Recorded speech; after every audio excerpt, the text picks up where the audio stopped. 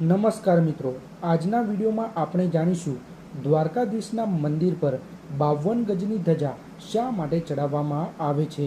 તો મિત્રો, આપણા ગરવી ગુજરાતના પશ્ચિમ કિનારે સમુદ્ર જેના ચરણો પંખારે છે એવા ભગવાન દ્વારકાધીશના જગત મંદિરની 52 ગજની ધજા ગજ્જર ભૂમિની શાન વધારે છે।